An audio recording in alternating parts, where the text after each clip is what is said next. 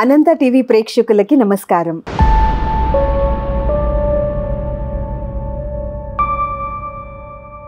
ఈరోజు మనతో spiritual astro psychologist Poondla కల్పవల్లి అమ్మగారు ఉన్నారు. పిల్లల పెంపకంలో ఎలాంటి జాగ్రత్తలు తీసుకోవాలి అనే విషయం గురించి ఈరోజు మనకి తెలియజేయనున్నారు. అమ్మ నమస్కారం. నమస్కారం తల్లి. అమ్మ ఎలా ఉన్నారు? బాగున్నా తల్లి, నువ్వెలా ఉన్నావు? బాగున్నానమ్మా. నీకెంతమంది పిల్లలు? నాకు ఒక బాబు ఉన్నాడు. ఒక బాబు ఉన్నాడు, 6వ తరగతి చదువుతున్నాడు. సో ఆ కష్టాలు ఏదో నీకు కూడా ఉన్నట్టే. అవును. ఇప్పుడు ప్రతి ఒక్క పేరెంట్స్ కూడా ఎలాంటి సమస్య ఉంది అని అంటే పిల్లల్ని ఎలా పెంచాలి. సో మీలాంటి అనుభవం ఉన్న వ్యక్తులు కనుక మంచిగా మాకు గైడెన్స్ ఇవ్వగలిగితే కనుక ఎంతో మాకు మాలాంటి వాళ్ళు చెప్తే పెద్దవాళ్ళ చాటలు ఇవన్నీ మాకెందుకు అనే రోజులు వచ్చేసాయి. మీకంతా ఏంటి అంటే టెక్నాలజీలో బతుకుతున్నారు. అవును. అందువల్ల ఏంటంటే మీకంటే మించిపోయారు మీ బిడ్డలు. అవును. దానికి కారణం ఏంటి అంటే ఎప్పుడైతే టెక్నాలజీ పెరిగింది అని మనం అనుకుంటున్నామో ఆ టెక్నాలజీ మనల్ని ఏం చేస్తుంది అని అంటే మన గ్రాఫ్ కొంచెం కిందికి తోస్తుంది. ఎప్పుడైతే మాలాగా మీరు లేరు, మీలాగా మీ పిల్లలు ఉండరు. ఏమవుతుంది, జనరేషన్ గ్యాప్ పెరిగే కొద్దీ వాళ్ళు ఏంటంటే పక్కన ఏం జరుగుతుందో పక్క వాళ్ళతో పోల్చుకుని బతికేస్తున్నారు. సరే, ఒక చిన్న ఎగ్జాంపుల్ నీకు. చంటి బిడ్డలు ఉంటారు ఇంట్లో. ఎలాగంటే ఇంకా మీరు అన్నం తినే స్టేజ్ పిల్లలు కాదు, చంటి బిడ్డలు పాలు తాగే స్టేజ్ వాళ్ళు కూడా వాళ్ళకి నోట్లో సీసా పెడితే కనీసం వాళ్ళకి టీవీ అన్నా కావాలి, లేదా అమ్మ చేతిలో సెల్ ఫోన్ అన్నా కావాలి. ఇది ఎవరు అలవాటు చేశారు? ఇది తల్లిదండ్రులే అలవాటు చేశారు. తండ్రి సంగతి పక్కన పెడదాం కాసేపు. తల్లి అలవాటు చేసింది. తల్లి చెయ్యలేని పని తండ్రి చేయకపోతే ఎలాగా అని పాప ఆయన కూడా అదే పని చేస్తాడు. అంటే పూర్వకాలం లేనిది ఈ కాలం ఉన్నది సెల్ ఫోన్. నేను సెల్ ఫోన్ని తప్పు పట్టను. ప్రపంచం అంతా మనిషికి అన్నం లేకపోయినా బతుకుతాడు, కానీ చేతిలో సెల్ ఫోన్ లేకపోతే అన్నము తినలేడు, కంటి నిండా నిద్ర పోలేడు. అవును. మనం అలాగా అలవాటు అయిపోయాం దానికి. అదే మనం మన పిల్లలకి అలవాటు చేస్తున్నాం. ఎందుకు మనం ఏది మాట్లాడడం పిల్లలతోటి? మాట్లాడలేము, పాడలేము, కథలు చెప్పలేము. మనకి ఓపిక లేదు, తీరిక లేదు, కనీసం మన అవైలబిలిటీ కూడా లేదు. అమ్మ నాన్న ఇద్దరు ఉద్యోగాలు చేయాలా? పిల్లల్ని ఎవరు పెంచాలి? వీలైతే కేర్ టేకర్స్ పెంచుతారు. ఇంకా ఎవరికైనా అదృష్టవంతులైతే అమ్మమ్మో నాయనమ్మో చూస్తారు. అది చాలా తక్కువ. అవును. ఎందుకని? మనం ఉన్న చోట మన అమ్మా నాన్నలు ఉండలేకపోవడం, వాళ్ళు ఏదో ఊర్లలో ఉంటే మనం ఇక్కడ ఉండడం, లేదు ఉన్న మన మనకుండేటువంటి అవకాశాలు ఇవన్నీ వాళ్ళకి అందుబాటులో ఉంచలేకపోవడం. ఎప్పుడైతే మన తల్లిదండ్రులతో మనకి గ్యాప్ వస్తుందో అలాగే మీ పిల్లలతోటి మీకు గ్యాప్ ఏర్పడుతూ మధ్యలో మీరు నిలబడుతున్నారు ఇలాగా. అక్కడ మొదలైంది మీకు మాకు తేడా ఏంటో. ఇది మనము పర్టికులర్గా మన పర్సనల్గా మనం అనుభవిస్తున్నటువంటి బాధ. మీ తల్లిదండ్రులని మీ దగ్గర మీరు ఉంచుకోరు, మీ బిడ్డల్ని మీరు పెంచలేరు. మరి ఏమవుతుందమ్మా ఈ గ్యాప్? ఒక్క సెల్ ఫోన్ తీరుస్తోంది. ఈ గాడ్జెట్స్ లేకపోతే వాళ్ళు బతకలేరు. మీకు మీ డబ్బు లేకపోతే, మీ ఉద్యోగం లేకపోతే మీరు బతకలేరు. మీ ఇద్దరిని చూసుకోలేక ఆ తల్లిదండ్రులు బతకలేకపోతున్నారు. చూడండి ఎంత కనెక్టివిటీ అనే మాటకి ఇన్ని మాటలు వచ్చాయా? అవును. అమ్మ నాన్న బాధపడటం లేదా? అయ్యో నా కొడుకు కోడళ్ళ దగ్గర లేమే, వాళ్ళని చూసుకోలేకపోతున్నాం అని వాళ్ళు. మీరు మీ పిల్లలు మేము మీ దగ్గర ఉండి కూడా మీరు చూసుకోలేని పరిస్థితిలో మీరున్నారు. చాలా నిజం. అలాంటప్పుడు మీరేంటి ఉద్యోగం మానేస్తారా? మారరు. మాలాంటి వాళ్ళు అడిగామనుకోండి, మీరేమంటారు? డబ్బులు ఎవరు ఇస్తారు, మీరు ఇస్తారా అని అడుగుతారు. మనిషి బతకడానికి డబ్బు కావాలి, కానీ డబ్బే మనిషి అవ్వకూడదు. కాబట్టి అలాంటివి మన మైండ్లో పెట్టుకుని మన పిల్లల్ని పెంచాలంటే మన బిజీ జీవితంలో పిల్లలకి మన సెల్ ఫోన్ ఇస్తే కనీసం వాడు టీ తాగుతాడు, కాఫీ తాగుతాడో, అన్నం తింటాడో, మరేం చేస్తాడో మనకి తెలియదు. అదేంటమ్మా మేమేమైనా చిన్నపిల్లలకి కాఫీ టీలు ఇస్తామా? నీకు డౌట్ రావచ్చు వెంటనే, ఎందుకంటే నేను మొహం చూస్తే నాకు అర్థమైంది. ఈ రోజుల్లో పిల్లలు టీ తాగుతున్నారా, కాఫీ తాగుతున్నారా, అన్నం తింటున్నారా తెలియదు మీకు. అవును. అసలు బయట ఉండే వాళ్ళు కూడా, రోడ్డు పక్కన ఉండే వాళ్ళు కూడా they are also following us. వాళ్ళు కూడా మనల్నే ఫాలో అవుతున్నారు. ఏం చేస్తున్నారు? వాళ్ళు కూడా సెల్ ఫోన్ ఇస్తున్నారు, ఇచ్చి వాళ్ళు తాగే చాయ్ బిస్కెట్ వాళ్ళకి ఇచ్చేస్తున్నారు. అలాంటి పరిస్థితుల్లో మనం ఉన్నాం కాబట్టి మన బిడ్డల భవిష్యత్తు ఏమవుతుంది అనేది మనకి ఇప్పుడు ఉండే ప్రశ్న. అవును, మీరు అడిగిన ప్రశ్నకి ముందు జవాబు ఇది, తర్వాత జవాబు ఏంటో చెప్తాను మీకు. ఎందుకనంటే ఒక పిల్లల్ని పెంచడం అనేది ఒక పెద్ద ఆర్ట్.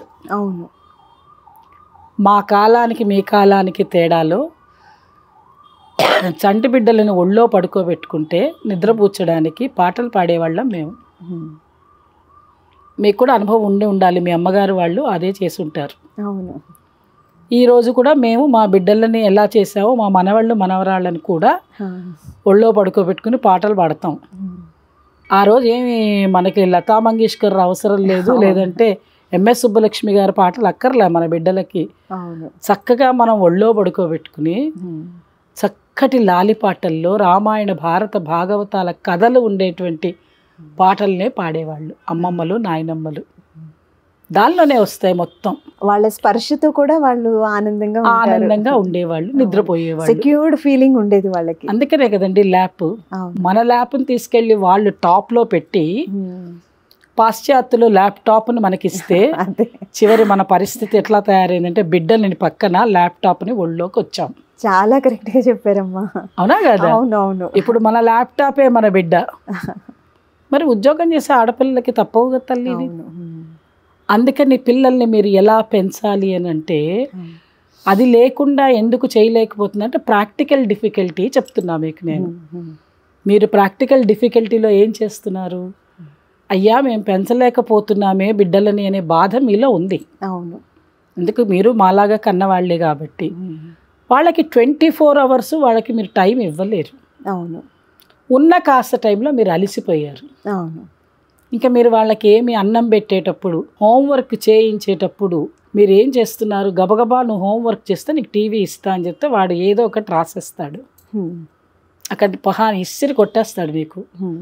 వెంటనే వెళ్ళి సోఫాలో 2 కాళ్ళు ఇలాగా పెట్టేసుకుని ఆ టీవీ ఆన్ చేసేసుకుని ఏవో వస్తాయి కదా. అవును, ఇక నాకు ఆ పేర్లు కూడా తెలియవు, ఏదో రకరకాల కార్టూన్ షోలు, అవి ఏమిటో మనకు తెలియదు.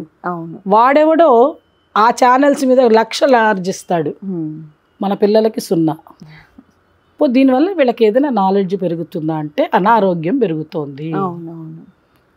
పిల్లలు ఎప్పుడైతే ఈ అనవసరమైన గాడ్జెట్స్ని అంటే సెల్ ఫోన్స్ కానీ కంప్యూటర్స్ కానీ ల్యాప్టాప్స్ కానీ లేదు ఆ పెద్ద టీవీ పెద్ద స్క్రీన్స్ కానీ వాడడం మొదలెట్టారు అంటే కళ్ళు పాడవుతాయి, రేడియేషన్ వల్ల అనేక జబ్బులు వస్తున్నాయి, ఆకలి మందగిస్తుంది, ఒబెసిటీకి కారణమవుతున్నారు. అవును, ఇప్పుడు 6 ఏళ్ల పిల్లవాడు 6వ క్లాస్ పిల్లవాడు మీ అబ్బాయి, ఎంత ఏజ్ వాడికి?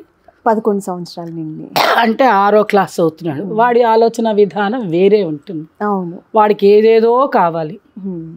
ఇంకా కొంచెం పిల్లలు అయితే అలోన్గా ఉండడం అంటే ఒంటరిగా ఉండడం ఇష్టం.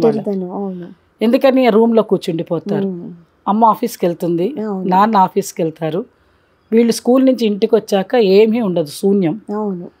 ఏదో అరటిపండు ఏదో తినడానికి జంతికలు, అది కూడా అమ్మ ఏం చెయ్యదండి. ఫుడ్ ఏదో ఉంటాయి కదా షాపులు, స్వీట్ షాప్స్లో అక్కడి నుంచి తెచ్చి అక్కడ పెడతారు, అవి తింటాడా మొత్తం ఆ జంక్ ఫుడ్ తింటారు, ఆ టీవీ ముందు కూర్చుంటారు. అసలు జంక్ ఫుడ్ తింటున్నారనే ఇది కూడా లేదు, తెలియదు కదా. వాళ్ళ కడుపు నిండుతుందా, ఏం తింటున్నారో అసలు వాళ్ళ ధ్యానం ఎక్కడ ఉంది? మొబైల్ మీద. కాబట్టి వాళ్ళ మొబైల్ నుంచి ఏం చేస్తున్నారు వాళ్ళు? ఇంకా ఎక్కువ మాట్లాడితే ఏదో ఒక పెద్ద ల్యాప్టాప్ లేకపోతే డెస్క్ టాప్ దగ్గర కూర్చుని కూడా పరిష్కారమే లేదా అన్నట్టు ఉంది వాళ్ళ అమ్మలు వచ్చేదాకా. మరి ఏం చేయమంటే వాళ్ళ అమ్మ ఇంట్లో లేదు, ఎవరితో మాట్లాడమంటే ఒక మాట చెప్పు. ఓకే, ఇప్పుడు ఇవన్నీ మనకి జరుగుతున్న విషయాలు. ఈ జరుగుతున్న విషయాలకి మనం ఏమంటున్నాం అంటే దీనివల్ల అనారోగ్యాలు పెరుగుతున్నాయి, తల్లిదండ్రుల నుంచి పిల్లలకి ఎక్కువగా ఉన్నాయి.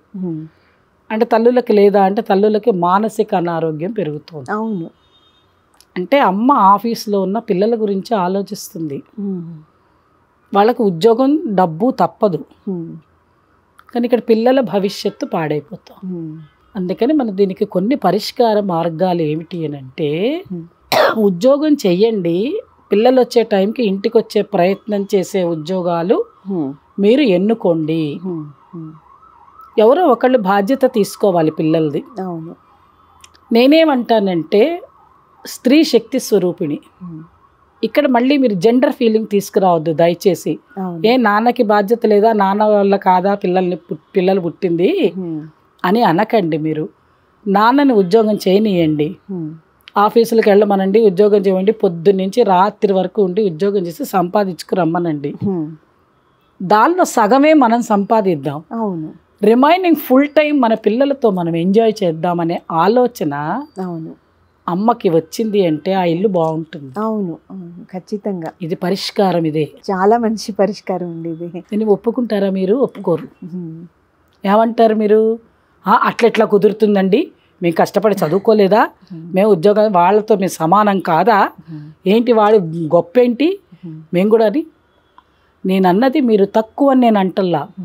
మీరు ఉద్యోగాలు చేయండి, పొద్దున పిల్లలు వెళ్ళంగానే మీరు వెళ్ళండి, పిల్లలు వచ్చే టైంకి ఒక అరగంట ముందు వెనకగా రండి.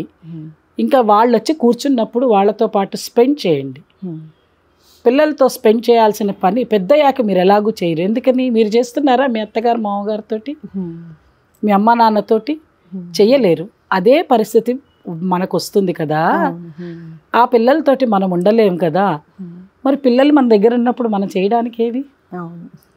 అందుకని పిల్లలు పెద్దవాళ్ళు అయ్యేంత వరకు మనం వాళ్ళతో అనుగుణంగా ఉండే ఉద్యోగాలను ఎత్తుక్కుంటే, ఏదో స్కూల్ టీచర్స్గా అన్నా, లెక్చరర్స్గా అన్నా, సాఫ్ట్వేర్ కంపెనీలో సగం రోజు వెళ్ళి సగం రోజు వర్క్ ఫ్రమ్ హోమ్ చేసుకునే వీలున్నా, ఏవో మీకు చాలా రకాలు ఉంటాయి ఉద్యోగాలు.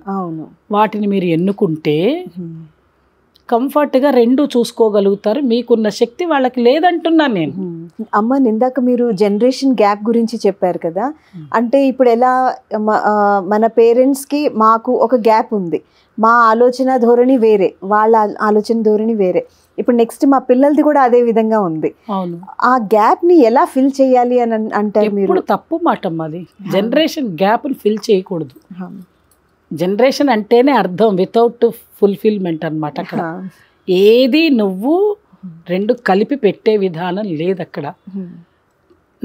నేను నీలాగా ఉండను, నువ్వు నాలాగా ఉండలేవు. పాసిబుల్. అది సృష్టికి వ్యతిరేకం. ఎందుకంటే వాళ్ళు ఇప్పుడు మేము వెంటనే పెద్దల మాట తొందరగా యాక్సెప్టెన్స్ రాదు, అలా మా పిల్లలకి మా మాట తొందరగా యాక్సెప్ట్ అవ్వదు. దాన్ని గ్యాప్ అని అంటున్నారు. కాదు కాదు కాదు కాదు, అసలు ఇది కానే కాదు. ఎలా చేయాలి దీన్ని? ఇప్పుడు మీరెందుకు మీ అమ్మ నాన్న మాట వినటం లేదు? గ్యాప్ అనేది కాదు అది, మీరు వినడానికి ఇష్టపడటం లేదు. ఏమని అంటారంటే అవుట్డేటెడ్ అనుకుంటున్నారు. మీరు ఆ మైండ్లోంచి అవుట్డేటెడ్ అనే మాట మీరు తీసేసి మీరు ఫాలో అవ్వండి మీ పెద్దవాళ్ళని. మిమ్మల్ని చూసి మీ పిల్లలు ఆటోమేటిక్గా ఫాలో అవుతారు. పిల్లలు ఎప్పుడు కూడా అనుసరణ సిద్ధాంతం, అనుకరణ సిద్ధాంతం మీద, because I'm a psychologist, I'm saying this. Child psychology ఏంటి అంటే, మనం చిన్నపిల్లలుగా ఉన్నప్పుడు మన అమ్మ ఏం చేసిందో మనం అది చేసాం. అవును, కరెక్ట్. ఆడపిల్లలు చూడండి, అమ్మ జడ ఎట్లా వేసుకుంటుందో వాళ్ళు అట్లాగే వేసుకుంటారు. అమ్మ ఏం చెప్పులు వేసుకుంటే వాళ్ళు అది వేసుకుంటారు. అమ్మ ఎలా చీర కట్టుకుంటుందో ఇంట్లో ప్రతి టవల్ని చీరలాగా వేసుకుంటూ ఉంటారు. అనుకరణ ప్రియులు కదా, అలా చేస్తారు. మగపిల్లలు ఉంటే ఏం చేస్తారు, వాళ్ళ నాన్న ఎలా చేస్తారో అలా చేస్తూ ఉంటారు. ఇవన్నీ మీరు అనుకరించడానికి నవ్వుతూ సిద్ధపడ్డప్పుడు, మీరు మీ అత్తగారు మామగారితో కలిసి ఉండి ఇంట్లో ఆవిడకి సమయానికి టీయో కాఫీయో ఇచ్చి ఆవిడ భోజనం పెట్టి నవ్వుతూ మీరు మాట్లాడితే, ఓహో మనం పెద్దవాళ్ళతో ఇలా ఉండాలని వాళ్ళు మిమ్మల్ని అనుసరించకపోతే నా చెవు కోసం మీకు ఇస్తా. 100% కరెక్ట్ చెప్పారమ్మా. మీరు ఎలాగూ మీరు చేయనప్పుడు ఈ గ్యాప్ ఎందుకు ఉండదు? ఇదే గ్యాప్. మీరేమంటున్నారు, దానికో ఇంగ్లీష్ పదాన్ని అటాచ్ చేసి జనరేషన్, ఇదొక జనరేషన్ గ్యాప్, మా మాట వాళ్ళు వినరు అని. తప్పమ్మా. మేమే ఎగ్జాంపుల్ దానికి. ఈ రోజుకి మా మదర్ ఉన్నారు, she is 96 years old lady. ఆవిడ్ని మేము ఎలా గౌరవించామో, ఆవిడతో ఎలా ఉన్నాము, అత్తగారితోటి ఎలా ఉన్న అత్తింటి కాపురంలో మేము అలా ఉంటే, నాకు ఇద్దరు కొడుకులే, ఈరోజు నా కొడుకులు అలాగే ఉంటారు నాతోటి. సో కోడళ్ళు ఆడపిల్లలు ఆటోమేటిక్గా భర్తను అనుసరిస్తారు, వాళ్ళు నాతోటి అలాగే ఉంటారు. వాళ్ళు అలా ఉండబట్టి నా మనవాళ్ళు మనవరాళ్ళు వాళ్ళ అమ్మా నాన్నని గౌరవించి మమ్మల్ని కూడా గౌరవిస్తున్నారు. ఎంత బాగా కదా. మనం అలా ఉండకపోతే ఎఫర్ట్. మరి మాకు లేదా జనరేషన్ గ్యాప్? అవును. ఆ గ్యాప్ అని కాదు, జనరేషన్ గ్యాప్ అవసరం. అవును. తల్లికి కూతురికి వయసు ఎలాగైనా 20-25 ఏళ్ళు తేడా లేదు, పిల్లలు పుట్టరు కాబట్టి ఆ తేడా ఉంటుంది ప్రతి ఇంట్లో తల్లిదండ్రులతోటి. కానీ మన బిహేవియర్ గ్యాప్ వద్దు.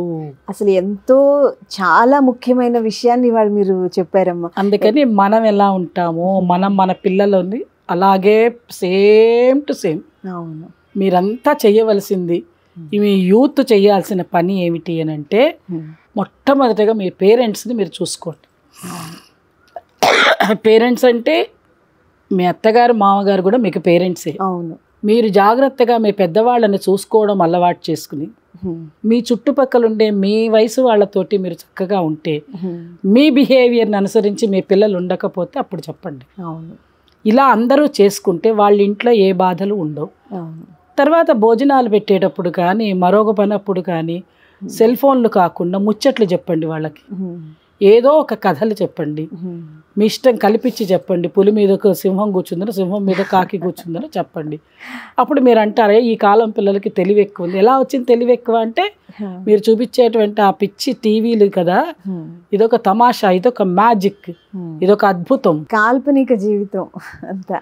అలా మాటలు చెప్తూ ఏదో చెప్పి వాళ్ళకి అన్నం పెట్టేస్తే ఇక మీరు పోయి ఆడుకోండిరా బయట. అవును. మీరు హాయిగా వెళ్ళి రోడ్డు మీద ఆడుకోండి ఇష్టం వచ్చినట్టు అని మనం ఎవరు పంపిస్తున్నామమ్మా? Apartment culture. తలుపు తీసి బయటికి వెళ్ళకూడదు, పక్క వాళ్ళ ఇంటికి వెళ్ళకూడదు, వాళ్ళతోటి పర్మిషన్ కావాలి మనకి. ఎవరి పిల్లలంటే ఆ పిల్లలతో ఆడకూడదు, మన కిందికి పోయి ఆడవు. ఇవన్నీ వచ్చేసరికి మనం ఎలా తయారవుతున్నాం? మన పిల్లలకి 4 గోడల మధ్యనే. మరి వాళ్ళు ఏం చేయాలి చెప్పు? అవునా కదా? కాబట్టి మనం ఇవన్నీ వదిలిపెట్టి పిల్లల్ని ఆటకి తీసుకెళ్ళండి, పాటకి తీసుకెళ్ళండి. మూడో విషయం కూడా చెప్తాను నీకు నేను. మీకు ఎప్పుడైతే బయటికి వెళ్ళి పిల్లలు ఆడుకునే అవకాశాలు లేక అటువంటి సరౌండింగ్స్లో మీరు ఉంటే, వాళ్ళకి క్రాఫ్ట్ నేర్పించండి, ఆర్ట్ నేర్పించండి, సంగీతం నేర్పించండి, డాన్స్ నేర్పించండి. వాళ్ళకి ఇష్టమైన ఆటలన్నీ ఏవైనా ఉంటే అవి నేర్పండి, వంటలు నేర్పండి, కిచెన్లో మిమ్మల్ని మీకు అసిస్ట్ చేయమనండి, లేదా ఇంట్లో పుస్తకాలు సర్దమనండి, గిన్నెలు సర్దమనండి. ఇలా వాళ్ళని యాక్టివ్ చేయండి. ఇప్పుడు ఇంకొక ప్రశ్నమ్మా, చాలా మంది పేరెంట్స్కి వాళ్ళదే అయిన కొన్ని టెన్షన్స్లో ఉంటారు కదా. అప్పుడు ఆ టెన్షన్స్లో ఉన్నప్పుడు పిల్లలు వచ్చి వాళ్ళకి ఏదైనా ప్రశ్న ఉంది, లేకపోతే ఏదైనా ఒక విషయం గురించి చెప్తున్నప్పుడు సహనం కోల్పోతున్నారు తల్లిదండ్రులు. అవును. అలాంటి సమయంలో పిల్లల మీద ఒంటరితనం, మీరు ఇందాక అన్నారు కదా, అలా ఒంటరితనం రావడం, లేకపోతే వాళ్ళ సమస్యలు ఓపెన్గా మాట్లాడలేకపోవడం, ఇలాంటివి ఎక్కువగా చూస్తున్నాం. అవును. సో పేరెంట్స్కి ఉన్న టెన్షన్ని పిల్లల వరకు రాకుండా పేరెంట్స్ ఎలాంటి ఎఫర్ట్ వేయాల్సి ఉంటుంది? పేరెంట్స్కి అసలు టెన్షన్ రావడం అనేది ఒకటి ఆఫీస్ పరంగా, అంటే వృత్తి ధర్మంలో, రెండవది కుటుంబ పరంగా. ఇలాంటివి ప్రతి చోట మనిషి జీవితంలో ఉంటాయి. అందుకని మన జీవన విధానంలో, అంటే లైఫ్ స్టైల్ సిండ్రోమ్ అంటాం మనం.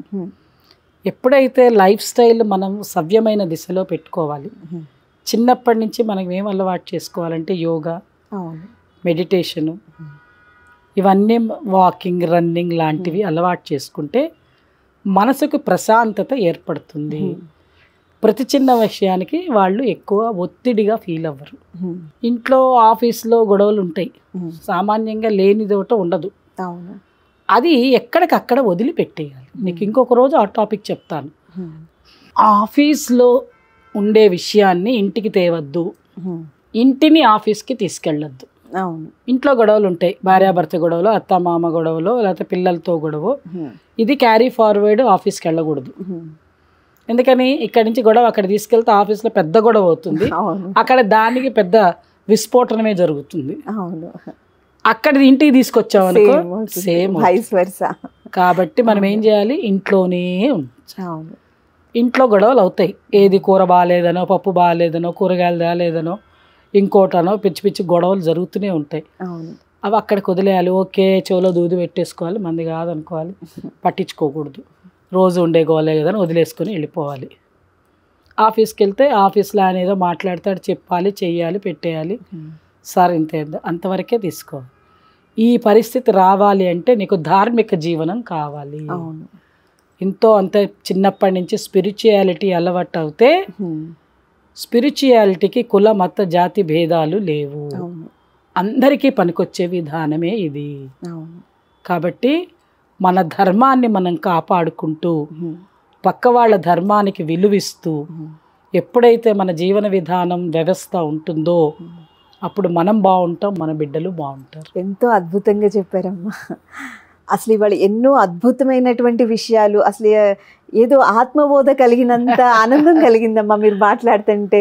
మళ్ళీ ఏదైనా వేరే విషయంతో మళ్ళీ కలుద్దాం. నమస్కారం. నమస్కారం.